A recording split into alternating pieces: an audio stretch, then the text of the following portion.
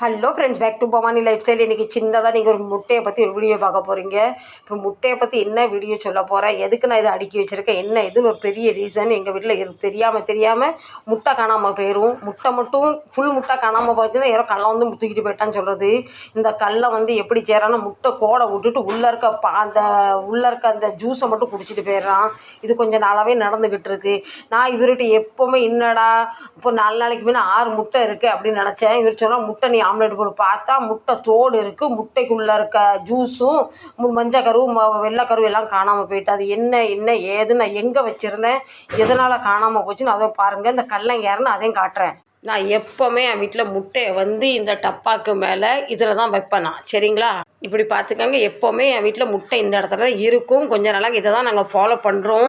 இப்போ மேட்ருக்கு வாடி ஏண்டி உசுர் எடுக்கிறீங்கன்னு கேட்குறீங்க. நியாயமான விஷயந்தான். என் வீட்டில் தினம் ஒரு நாளைக்கு 10லேருந்து 15 காக்கா வரும். முதல்ல நான் வீட்டில் சாப்பாடு கொடுத்துக்கிட்டே இருப்பேன். சிலப்போ நான் வேலைக்கு கடைக்கு போகும்போது இந்த ஜன்னலை வந்து க்ளோஸ் பண்ண மறந்துடும், அவசரம் ஓடிடுவேன்.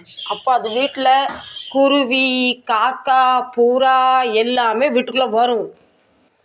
காக்கா வந்து என்ன செய்யுதுன்னா, இந்த முட்டையை பார்த்திங்களா, மூக்கால் ஓட்டை போட்டு கூட விட்டுட்டு அது உள்ளே இருக்க லிக்விடெல்லாம் சாப்பிட்டுட்டு போயிடுது. இது கொஞ்ச நாள் நான் நினச்சேன், இவர் நினச்சாரு நான் முட்டையில் ஏதோ பண்ணுறேன்னு. நான் நினச்சேன் அவர் ஏதோ பண்ணுறேன். அவருக்கு தெரியும் நான் முட்டை சாப்பிட்றதில்ல, வீட்டில் 2 பேர் தான் இருக்கும். நான் அவர் மேலே திருட்டு பழி போடவும் அவர் ஏன் மேலே திருட்டு பழி கொஞ்ச நாள் நடந்துக்கிட்டே இருந்தது. பின்ன ஒரு நாள் நான் பெட்ரூமில் இப்படி வந்துட்டு இங்கே அப்படி நின்று தான் இப்படி நோட்டை விட்டுக்கிட்டு இருந்தேன். 1 மணி நேரம் ஆச்சு, 2 மணி நேரம் ஆச்சு. இந்த குருவி வருது பார்த்திங்களா, இப்படி குருவி காக்காலாம் வீட்டுக்குள்ளே வருது.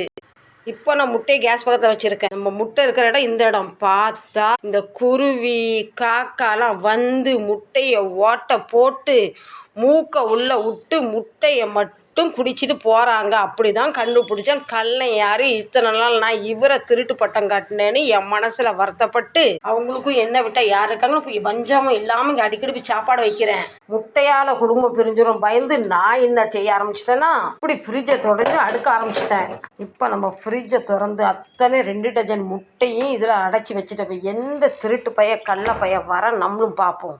வேணா இந்த முட்டையினால என் குடும்பம் பிரிய பார்த்துச்சு.